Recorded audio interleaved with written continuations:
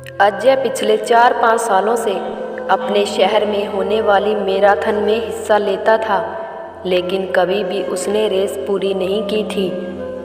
पर इस बार वह बहुत एक्साइटेड था, क्योंकि पिछले कई महीनों से वह रोज़ सुबह उठकर दौड़ने की प्रैक्टिस कर रहा था और उसे पूरा भरोसा था कि वह इस साल की मैराथन रेस जरूर पूरी कर लेगा।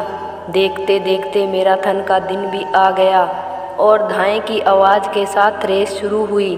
बाकी धावकों की तरह अजय भी दौड़ना शुरू किया। वह जोश से भरा हुआ था और बड़े अच्छे ढंग से दौड़ रहा था, लेकिन आधी रेस पूरी करने के बाद अजय बिल्कुल थक गया और उसने जी में आया कि बस अब वहीं बैठ जाए। वह ऐसा सोच ही रहा था कि तभी उसने खुद को ललकारा, रुको मत अजय, आगे बढ़ते रहो। अगर तुम दौड़ नहीं सकते तो कम से कम जॉग करते हुए ही आगे बढ़ सकते हो, आगे बढ़ो। और अजय पहले की अपेक्षा धीमी गति से आगे बढ़ने लगा। कुछ किलोमीटर इसी तरह दौड़ने के बाद अजय को लगा कि उसके पैर अब और आगे नहीं बढ़ सकते। वह लड़खड़ाने लगा। अजय के अंदर विचार आया, बस अब और नहीं बढ़ सकता। लेकिन एक बार फिर अजय ने खुद को समझाया, रुको मत अजय, अगर तुम जॉग नहीं कर सकते तो क्या, कम से कम तुम चल तो सकते हो, चलते रहो। अजय अब जॉग करने की बजाय धीरे धीरे लक्ष्य की ओर आगे बढ़ने लगा। बहुत से धावक अजय से आगे निकल चुके थे और जो पीछे थे वे भी अब आसानी से उसे पार कर रहे थे। अजय उन्हें आगे जाने देने के अलावा कुछ नहीं कर सकता था। चलते चलते अजय को फिनिशिंग पॉइंट दिखने लगा, लेकिन तभी वह अचानक से लड़खड़ाकर गिर पड़ा। उसके बाएं पैर की नसें खिंच गई थी। अब कुछ भी हो जाए, मैं आगे नहीं बढ़ सकता, जमीन पर पड़े पड़े अजय के मन में ख्याल आया।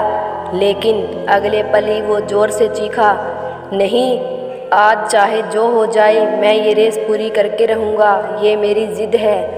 माना मैं चल नहीं सकता, लेकिन लड़खड़ाते लड़खड़ाते ही सही इस रेस को पूरा जरूर करूँगा।